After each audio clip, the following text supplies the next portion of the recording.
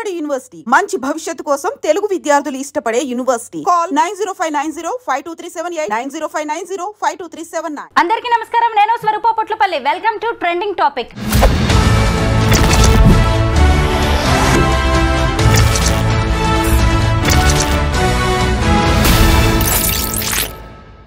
ఓ అమ్మ తినిపించే అన్నాన్ని, గోరుముద్దల్ని పిల్లలు ఎంత ప్రేమగా, ఇష్టంగా, నమ్మకంగా తింటారో మనందరికీ తెలిసిందే కదా. కానీ సంగారెడ్డి జిల్లా అమీన్పూర్లోని రాఘవేంద్ర కాలనీలో ఓ తల్లి తన బిడ్డలను చంపేసింది. ఇన్ని రోజులు అందరూ ఆమె పెరుగన్నంలో పిల్లలకి విషం పెట్టి చంపింది అని అనుకున్నారు. కానీ కాదు. ఎందుకు అంటే ఆ పిల్లల డెడ్ బాడీస్కి పోస్ట్ మార్టం చేసిన గాంధీ వైద్యులు పెరుగన్నంలో ఎట్టి పరిస్థితుల్లోనూ విషం కలవలేదని, వాళ్ళని ఊపిరాడకుండా చేసి చంపారు అని పోస్ట్ మార్టం రిపోర్ట్ ఇవ్వడం అనేది జరిగింది. మీరందరూ కూడా గత కొద్ది రోజులుగా వింటూనే ఉండొచ్చు కదా. మార్చి 27వ తేదీన ఈ ఘటన జరిగింది. అలాగే చెన్నయ్య, రజిత వీళ్ళిద్దరూ కూడా భార్య భర్తలు. వీళ్ళిద్దరికి 13 ఏళ్ల క్రితం పెళ్ళైంది. వారికి 3 పిల్లలు ఉన్నారు. పెద్ద అబ్బాయి సాయి కృష్ణ 12 ఏళ్ళు, ఆ తర్వాత ఒక పాప మధుప్రియ 10 ఏళ్ళు, ఆ తర్వాత గౌతమ్ అని 8 ఏళ్ల పిల్లలు. 3 కూడా ఎంత చక్కగా ఉండేవాళ్ళో. చిన్న కుటుంబం, చక్కగా ఉండే కుటుంబం. కానీ ఈ మధ్య వారి మధ్యలోకి ఇంకొక వ్యక్తి ప్రవేశించాడు. అతనే శివ. ఇప్పుడు ఈ రజిత 10th క్లాస్ గెట్ టుగెదర్కి వెళ్ళాలి అనుకుంది. అప్పుడే ఆమె 10th క్లాస్ తన 10th క్లాస్ మేట్ అయిన శివతో మళ్ళీ పరిచయం అనేది ఏర్పడింది. ఇక కాల్స్, చాటింగ్ లాంటివి మొదలయ్యాయి. అది కాస్త మళ్ళీ ప్రేమగా మారింది. ఇంతకీ ఇటు చూస్తేనేమో రజితకి పెళ్ళై 3 పిల్లలు, తన క్లాస్మేట్ అయిన శివకేమో కనీసం పెళ్లి కాలేదు. అలా మళ్ళీ వాళ్ళు పాత జ్ఞాపకాలని గుర్తు చేసుకున్నారు, మళ్ళీ ప్రేమలో పడ్డారు, కలిసి జీవించాలి అనుకున్నారు. అయితే ఇక్కడ శివ ఒక కండిషన్ పెట్టాడు. నీ 3 పిల్లల్ని వదిలేసి వస్తే నేను నిన్ను మళ్ళీ పెళ్లి చేసుకుంటాను అన్నారు. దాంతో వీళ్ళిద్దరూ కలిసి ఓ స్కెచ్ వేశారు. ఈ 3 పిల్లలు లేకపోతే ఎలాగైనా తన భర్తను ఏమార్చి మళ్ళీ శివ దగ్గరకు వెళ్ళి తను కొత్త జీవితాన్ని ప్రారంభించవచ్చు అనుకుంది రజిత. ఇందులో భాగంగానే ఇద్దరు కలిసి స్కెచ్ వేశారు. మార్చి 27వ తేదీన ఇక ముహూర్తం పెట్టారు. చెన్నయ్య వాటర్ ట్యాంకర్ డ్రైవర్గా పనిచేస్తూ ఉంటాడు. ఆయన రోజు రాత్రి వాటర్ ట్యాంకర్ నీళ్లు దింపడానికి వెళ్తూ ఉంటాడు. అలా మార్చి 27వ తేదీన ఇంట్లో భోజనం చేసి, పిల్లలతో కలిసి భోజనం చేసి ఆయన బయటకు వెళ్ళిపోయాడు. ఆ తర్వాత రాత్రి 12 గంటల టైంలో ఆయన వెనక్కి వచ్చారు. భార్యతో కలిసి ఆయన పడుకున్నప్పుడు కాసేపటికే ఈ రజిత కడుపులో నొప్పి అంటూ విలవిల్లాడడం మొదలుపెట్టింది. అయ్యో ఏం జరిగింది అంటే, నేను తిన్న ఫుడ్లో పాయిజన్ ఏదో కలిసినట్టుంది, పెరుగన్నం తిన్నాము అని ఆమె చెప్పింది. దాంతో అయ్యో నీతో పాటు పిల్లలు కూడా తిన్నారు కదా, ఇప్పుడు వాళ్ళ పరిస్థితి ఎలా ఉందో చూద్దాము అంటూ పక్క రూమ్లోనే పడుకున్న పిల్లల్ని చూస్తే, అంటే 2 పిల్లలేమో పక్క రూమ్లో పడుకున్నారు, ఒక బాబు మాత్రం వీళ్ళతోనే పడుకుని ఉన్నాడనమాట. అయితే ఆ 3 పిల్లల్ని చూసినప్పుడు 3 కూడా చనిపోయి ఉన్నారు. అప్పటిదాకా ఈమె రజిత ఏం కలరింగ్ ఇచ్చిందంటే, నేను తిన్న ఫుడ్డే పిల్లలు కూడా తిన్నారు కాబట్టి ఆ ఫుడ్లో పాయిజన్ కలిసింది, ఆ పెరుగన్నంలో పాయిజన్ కలిసింది, ఫుడ్ పాయిజనింగ్ వల్లే పిల్లలు చనిపోయారు అని చెప్పి ఆమె ఒక పెద్ద సీన్ క్రియేట్ చేసింది. వెంటనే చెన్నయ్య భార్యను తీసుకొని హాస్పిటల్కి వెళ్ళాడు, పిల్లల్ని కూడా తీసుకువెళ్ళారు. తీరా చూస్తే అక్కడ నిజమే ఫుడ్ పాయిజనింగ్ జరిగి పిల్లలు చనిపోయింది అనుకున్నారు. అయితే వీళ్ళు పోలీసులకు కంప్లైంట్ చేయడం, పోలీసులు రావడం, దీని మీద ఒక ఇన్వెస్టిగేషన్ అనేది మొదలైంది. నిజంగానే ఫుడ్ పాయిజనింగ్ జరిగిందా అని ఇన్వెస్టిగేషన్ మొదలుపెట్టారు. పిల్లల పోస్ట్ మార్టం రిపోర్టు చూస్తే అందులో ఊపిరాడకుండా చేసి చంపారు అని తేలింది. అంటే ఏంటి అంటే, ఇంట్లో ఉన్నది ఎవరు? రజిత. తర్వాత పోలీసులు మొత్తం ఇన్వెస్టిగేషన్ మొదలు పెట్టగా ఆమెకు శివ అనే వ్యక్తితో కొంత అఫైర్ నడుస్తున్నట్టుగా తెలిసింది. ఆమెను అదుపులోకి తీసుకొని ప్రశ్నించగా ఆ రోజు రాత్రి ఏం జరిగిందో ఆమె నోటితోనే పోలీసులు చెప్పించారు. ముఖ్యంగా ఆ రోజు రాత్రి అలా వాటర్ ట్యాంకర్ పని మీద చెన్నయ్య వెళ్ళగానే నిద్రపోతున్న 3 పిల్లల్ని కూడా టవల్తో ఊపిరాడకుండా చేసి రజిత చంపేసింది. పైగా వాళ్ళు నిద్రపోతున్నట్టుగా భర్త వచ్చేసరికి మొత్తం అక్కడ సీన్ క్రియేట్ చేసి పెట్టింది. ఇదంతా కూడా ఆమె ఎవరి కోసం చేసిందో తెలుసా? ప్రియుడితో కలిసి బతకడానికి. అసలు ఆమె చేసింది ఏమైనా చిన్న నేరమా? పోలీసులు ఇది మొత్తం సాక్ష్యాధారాలతో అన్ని సేకరించి ఇటువైపు చూసినప్పుడు ఈ రజితను, అలాగే ఆమె ప్రియుడైన శివని కూడా అదుపులోకి తీసుకున్నారు. పోలీస్ స్టేషన్కి ఆమెను తీసుకువెళ్ళడం, తీసుకురావడం అనే విజువల్స్ కూడా ఈ మధ్య బాగా వైరల్ అయ్యాయి. అయితే ఆ తర్వాత ఈ ఇన్సిడెంట్ మీద ఆమె భర్త చెన్నయ్య మాట్లాడడం అనేది జరిగింది. వీళ్ళిద్దరికి మధ్య దాదాపు 20 ఏళ్ల వయసు గ్యాప్ ఉన్నట్టుగా కనిపిస్తోంది. ఆమె భర్త అయితే దీని మీద చాలా సీరియస్ అవుతున్నారు. ఇలాంటి భార్య, ఇలాంటి ఆడది బతకూడదు, ఆమెను చంపేయాల్సిందే, చనిపోయిన నా పిల్లలకు బతికున్న నాకు న్యాయం జరగాల్సిందే, మీరందరూ నాతో ఉండాలి అంటూ ఆయన చెబుతూ ఉన్నారు. ప్రస్తుతం నాతో పాటు సీనియర్ అడ్వకేట్ సాయి కృష్ణ ఆజాద్ గారు ఉన్నారు. ఈ కేసు ఇక ముందు ముందు ఎలా బయటకు వెళ్తుంది, అలాగే దీని మీద ఇన్వెస్టిగేషన్ అనేది ఎలా జరగబోతోంది, కోర్టు ఎలాంటి తీర్పు ఇచ్చే అవకాశం ఉంది, వీటన్నిటి మీద కూడా ఆయన్ని అడిగి తెలుసుకుందాం. నమస్తే సాయి కృష్ణ గారు. నమస్తే అమ్మా. ముందుగా మనం చెన్నై గారితో మాట్లాడదాం. ఎందుకంటే నేను కాసేపటి క్రితం కూడా ఆయనతో మాట్లాడాను. ఆయన చాలా ఆవేదనలో ఉన్నారు. మీలాంటి అడ్వకేట్స్ ఆయనకి సపోర్ట్ చేయాల్సిన అవసరం కూడా ఉంది. 3 పిల్లల్ని చంపి ఇప్పుడు పోలీస్ స్టేషన్ పాలైన రజిత భర్త చెన్నై గారికి నేను కాల్ చేస్తున్నాను. చెన్నై గారు నమస్తే అండి. నమస్తే మేడం, చెప్పండి. నేను చెప్పాను కదా, లాయర్ గారు కూడా ఇక్కడ ఉన్నారు. ఆయన పేరు సాయి కృష్ణ ఆజాద్ గారు. నమస్తే అండి చెన్నై గారు. ఇది చాలా విషాదకరమైన బాధ. సో మీరు ధైర్యంగా ఉండండి, మీ వెనక మేము ఉన్నాము. ఖచ్చితంగా మీకు న్యాయం చేసే విధంగా మనం పోరాడదాము. ఓకేనండి. ముందు చట్టం తన పని తాను చేసుకోనివ్వండి. ఆ లీగల్ అంశాల పట్ల దాని గురించి మేడం మాట్లాడతారు. సార్ చెన్నై గారు, ఆ రోజు రాత్రి ఏం జరిగింది ఒకసారి మీరు చెప్పండి. ఉదయం వెళ్ళి సాయంకాలం తిరిగి వచ్చాను. మధ్య 9 గంటల టైంలో. ఆ టైంలో అన్నం తిని ఓ ట్రిప్ చందనగర్ ఉండేది. ఆ చందనగర్ ట్రిప్కి వెళ్దామని అక్కడనే ఉన్నా. అన్నం తిని పోయిన బయటికి వెళ్ళిన తర్వాత చందనగర్ పోయి కాల్ చేసి వచ్చాను. ట్యాంకర్ కాల్ చేసి వచ్చిన తర్వాత డోర్ వచ్చిన 11-22 నిమిషాలు అయిన ఉన్నది. ఆ టైంలో డోర్ కొట్టే మా భార్య డోర్ తీసింది. నేను ఇంట్లోకి వెళ్ళాను. నేను పండుకుంటా అంటే పండుకోరా, నేను పండుకుంటా అని పండుకున్నాం. పండుకున్న తర్వాత 2-2:30 ప్రాంతంలో మా భార్య గొంతుబాయ్ అని అన్నది. నేను లేచి మా భార్యను చూస్తే గొంతు పోతుంది అని చెప్తున్నది. గొంతు ఏమైందా అని చెప్పి అని నేను పక్కన వాళ్ళను ఆలనీళ్ళని పిలిచాను. గేటు తీసుకొని పోయి పిలిస్తే వాళ్ళు జర లేట్ గా లేచారు. నా కొడుకును పోయి సాయికృష్ణను పోయి మా అబ్బాయిని పోయి సాయికృష్ణ మీ అమ్మ ఎక్కడ చేస్తుంది అని చెప్తే ఆ లోపే మా పిల్లలు చనిపోయి ఉన్నారు సార్ మేడం.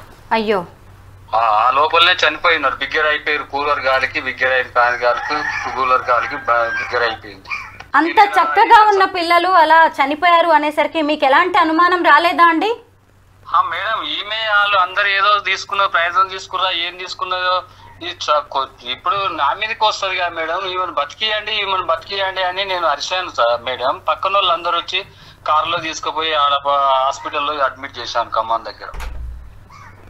మరి ఇప్పుడు మీకు ఆవిడికి పెళ్ళయి 13 ఏళ్ళు కదా, గతంలో ఆమె ప్రవర్తన ఎలా ఉండేది? బాగా ఉండేది మేడం. గెట్ టుగెదర్ పార్టీ అని పెట్టుకున్నారు. ఎప్పుడు పెట్టుకున్నారో ఆ పార్టీ పెట్టినప్పటి నుంచి రజిత మాటలు వేరే మాట్లాడుతుంది మేడం. పిల్లలను కొడుతుండేది అప్పుడప్పుడు. ఎన్ని రోజులుగా జరుగుతోందండి ఇదంతా? లేదు, నాకు 3 నెలల నుంచి నాకు డౌట్ మేడం. అంతకుముందు మేము 13 సంవత్సరాలు ఉన్నప్పుడు మేము ఇంత మంచి ఉండి 3 పిల్లలను అన్నాక 13 సంవత్సరాల మధ్యలో మరి ఎవడొచ్చుండు ఏంది నాకు తెలియదు మేడం. చూడండి, మనం ఎట్లా చెప్తాం? ఈ శివ అనే వ్యక్తి పేరు కూడా మీరు ఎప్పుడు వినలేదా? వినలే మేడం, నాకేం తెలియదు. ఉదయం నేను లేచినాక నా పని ఏందో నేను చూసుకునే వరకు పోయి మధ్యాహ్నం వచ్చిన రూపాయి కూడా మా భార్య అకౌంట్లకే వచ్చేది. ఆ అకౌంట్ లకు ఒక సాఫ్ట్వేర్ జాబ్ చేసిన ఆయన సార్ నాకు అకౌంట్ లో డబ్బులు రాలేదంటే ఆయన ఎట్లా లింక్ చేసి పెట్టిండు. నా అకౌంట్ లో డబ్బులు ఆమె అకౌంట్ లకే పోయేది మేడం. అంటే ఇంట్లో అంతా కూడా డబ్బు వ్యవహారాలన్నీ కూడా ఆవిడే చూసేది. కష్టపడ్డం వరకే మీ పని. డబ్బులన్నీ కూడా ఆమె అకౌంట్ లోకే పోయేది. నాకు చేసిన కష్టం చేస్తే ఈ రోజు ఇన్ని వచ్చినాయి అని చెప్పి మళ్ళీ అడిగేది. సాయంకాలం పోయి అడిగేది వచ్చినవి అనేది, ఇంత అయింది లెక్క అని చెప్పేది. సరేలే అని నేను అనేది. అంతవరకు మంచిగా ఉన్నాం మేడం. మరి గెట్ టుగెదర్ పార్టీకి పోయి వచ్చినాకనే రజిత ఏదో మాటలు తేడాగా ఉన్నాయని మాట్లాడుతుంటే ఎవర్రా మాట్లాడేదని అంటే మా ఎండి మేడం, మా నజ మేడం అని చెప్తుండేది. పేరెంట్స్ అని ఏదో ఒకటి చెప్తుండేది. ఆమె ఏం జాబ్ చేసేదండి? టీచర్ చేసేది మేడం. టీచర్ గా, ప్రైవేట్ టీచర్ కదా. పేరెంట్స్ డౌట్ ఉంటే చెప్తారు, అడుగుతారు కదా మేడం. మేము కూడా మా పిల్లలకు డౌట్ ఉంటే మా టీచర్లకు ఫోన్ చేసి అడిగేది ఏదైనా డౌట్ ఉంటే. అట్లాంటప్పుడు ఎవరమైనా వాడతాం కదా అని నేను ఆలోచనతో ఉన్నా మేడం. నాకు అనుమానం రాకుండా చేసింది మేడం నా భార్య. షాక్ ఇచ్చింది, మొత్తం గొంతు కోసేసింది, నన్ను నిలువున ముంచేసింది మేడం.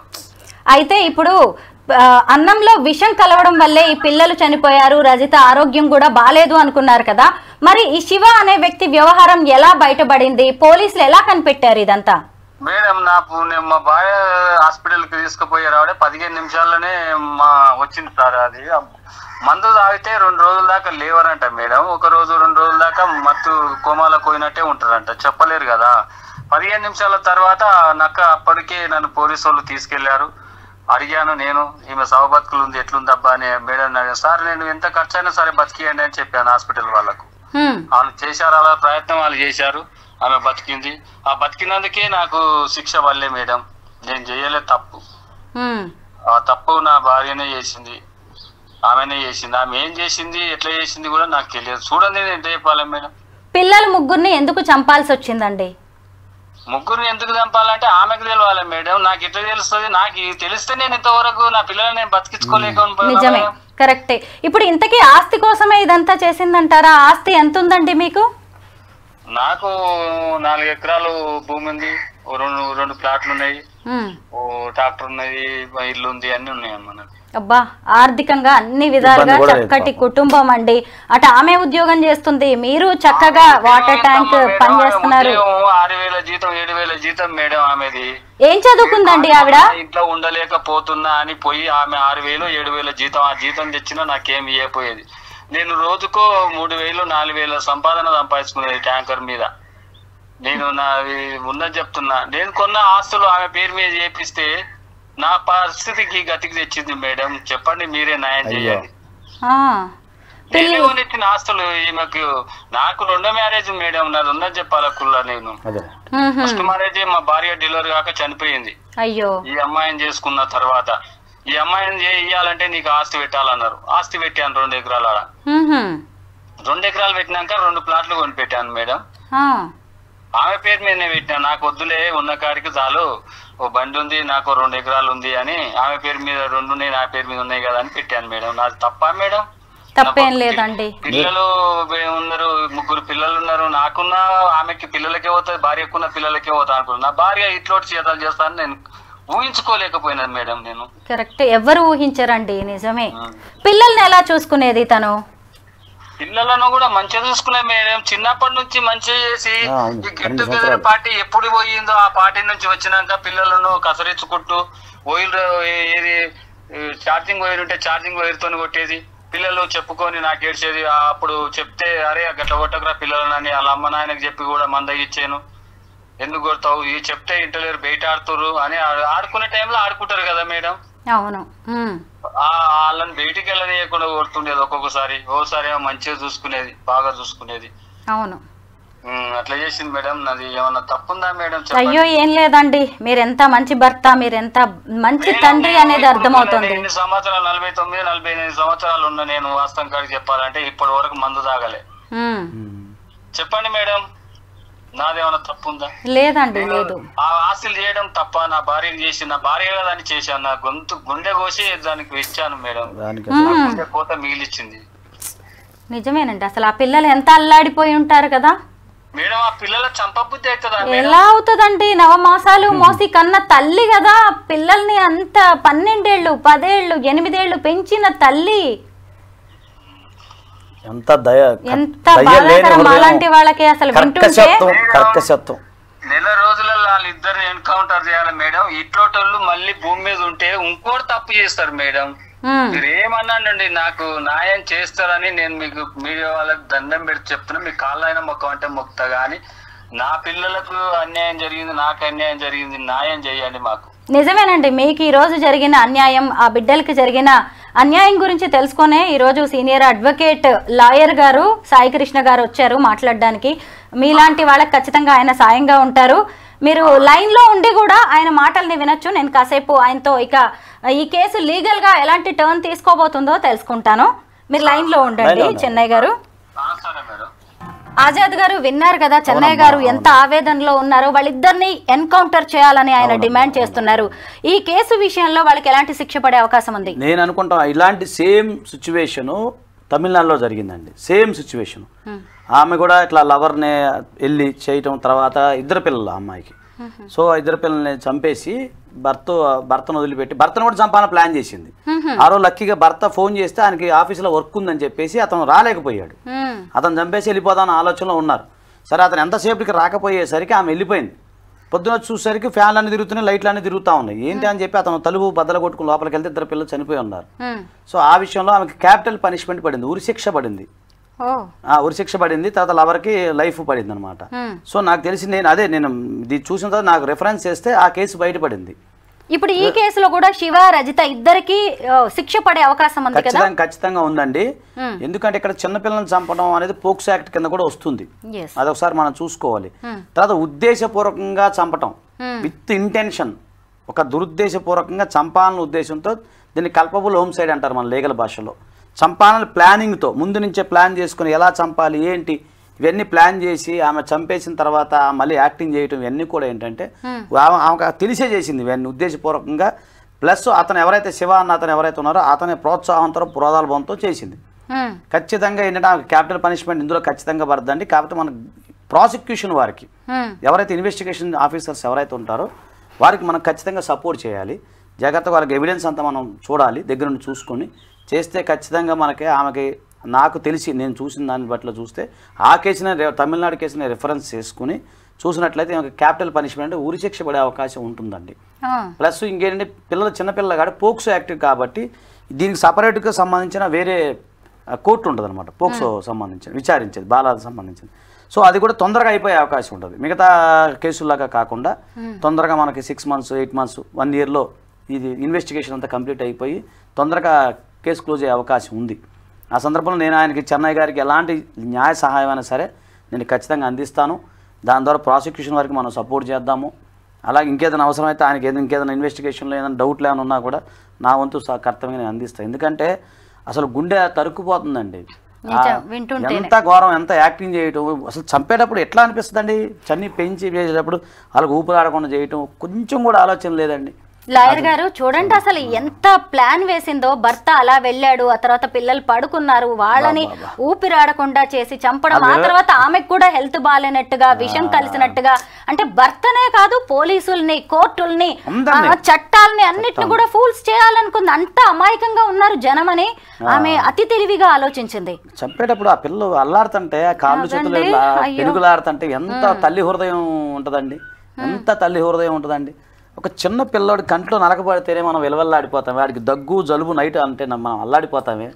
అలాంటి పరిస్థితుల్లో ఆమె అలా అంటే అసలు ఎలా అనిపించింది అది అంటే ఆ రకమైన పైశాచికత్వము. ఆ కథ నాకు తెలిసి ఈమెకి ఇతను చెప్పిందని బట్టి చూస్తే బాగా చూసుకుంది పిల్ల అంటున్నాడు. ఈ 3 నెలలే మార్పు వచ్చింది అంటే మెయిన్ ఆ శివ అన్న అతనే బాగా ఆమెకి ఇంజెక్ట్ చేస్తున్నాడు నా డౌట్. రోజు వద్దు వదిలేచుకో మనం వచ్చేసే నువ్వు వచ్చే అని చెప్పి అతను ఆమెను ఒక ట్రాన్స్లోకి తీసుకెళ్ళాడేమో అనిపిస్తుంది నాకు. ఖచ్చితంగా అతను కనుక ఇన్వెస్టిగేషన్ గట్టిగా చేస్తే మొత్తం బయటకు వస్తుంది ఇంకా. ఎందుకంటే అతను చెప్తున్నారు కదా ఆయన చెన్నై గారు, ఎందుకంటే మాట్లాడేటప్పుడు ఏదో టీచర్స్ అనో లేదా ఇంకేదో వంక పెట్టుకుని మాట్లాడుతూ ఉంది. అతను ప్రతిదీ అప్డేట్ చేసుకుంటా ప్రతిదీ కూడా అతను ట్రాన్స్ చేస్తున్నాడు. ఆమెను ఒక ట్రాన్స్లో తీసుకెళ్ళిపోతున్నాడు, ఒక ఊహాజనితమైన లోకాలకు తీసుకెళ్ళిపోతున్నాడు. నువ్వు 2వ వివాహం చేసుకున్నావు, 2వ ఆయన్ని పెళ్లి చేసుకున్నావు, నన్ను చేసుకుని ఎట్లా ఉండేదేమో ఒక రకమైన ట్రాన్స్లోకి తీసుకెళ్లేసరికి ఆమె నిజంగానే ఆ ఊహాలోహానికి వెళ్ళిపోయి పిల్లలు నా పెరుగు బంధం అనే ఆలోచన మర్చిపోయిందేమో అని నేను అనుకుంటున్నాను. నేను సైకలాజికల్గా గమనించింది అయితే అది. సార్ పోలీసు వాళ్ళు గట్టిగా త్వరగా ఇన్వెస్టిగేషన్ చేస్తే మొత్తం నిజాలన్నీ బయటకు వస్తాయండి. దీనికి సంబంధించి ఆయనకి ఎలాంటి న్యాయ సహాయం అయినా సరే మనం ఖచ్చితంగా సపోర్ట్ చేయాలి. సాయి కృష్ణ గారు అసలు చెన్నయ్య గారు తన భార్యను ఎంత నమ్మారో, ఎంత ఇష్టపడ్డారో, ఎంత ఇంపార్టెన్స్ ఇచ్చారో ఆయన మాటల్లోనే మనం విన్నాము. పొలం పెట్టారు, అసలు ఆయనకు వచ్చే డబ్బంతా కూడా ఆమె అకౌంట్ లోనే పడుతుందంట. ఆమె ఏది చెప్తే అది నమ్మారు ఆయన. పైగా ఇప్పుడు పిల్లల్ని ముగ్గురిని ఆ తల్లి చంపేసిందంటే మనకే అసలు గుండె తరుక్కుపోతుంది. చెన్నయ్య గారి పరిస్థితి ఎలా ఉండొచ్చు? అసలు ఇంకొక విషయం చెప్పాలి మేడం, ఈ 1 month నుంచి నాకు బాధ అనిపిస్తుంది. ఒక అతనేమో 2 పిల్లల్ని బకెట్ లో ముంచి చంపేసి అనిపాడు కాకినాడలో, ఇంకొక అతనేమో నదిలో కాలువలో పిల్లని పడేశాడు. ఈ చిన్నపిల్లల్ని చంపే ఘటనలు చూస్తూ ఉంటే గుండె తరక్కుపోతుంది మేడం. చాలా అసలు ఏడుపు కూడా వచ్చేస్తుంది నాకైతే, నిజంగా చెప్తున్నాను.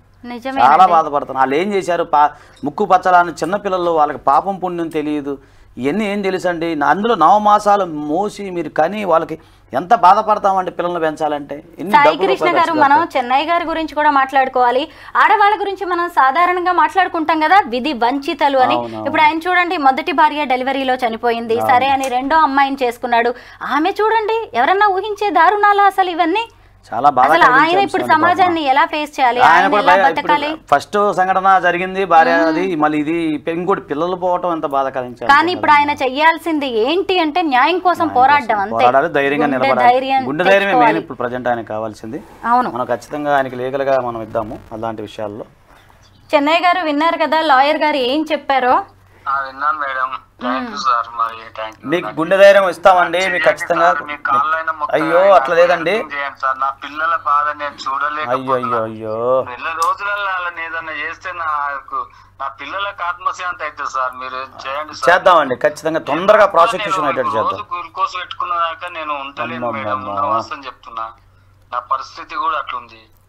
నా పిల్లల కోసము ఇప్పుడు రోజుకు హాస్పిటల్కి వెళ్ళవలసింది. రోజు పొద్దున్నే పోయొచ్చాను హాస్పిటల్ కు. మానసికంగా వేదన ఉంటుంది మేడం, అది చెప్పలేదు కాదు, ఇక చెప్పలేము మనం దానికి మాటలు. నేను తప్పు, నా భార్య కదా నా పిల్లలకు పెడుతుంది అని అనుకొని నేను ఆస్తులు చేశాను మేడం. నాది తప్పే మేడం, నేను చేయడం తప్పుందా మేడం? ఏం తప్పు లేదండి, మిమ్మల్ని ఎవరు తప్పు పట్టట్లేదు. ఆ వ్యక్తులు, ఆ భార్య కూడా అలా మారిపోతుంది, ఇంత దారుణానికి ఒడిగడుతుందని మీలాంటి వాళ్ళు కూడా ఊహించలేదు.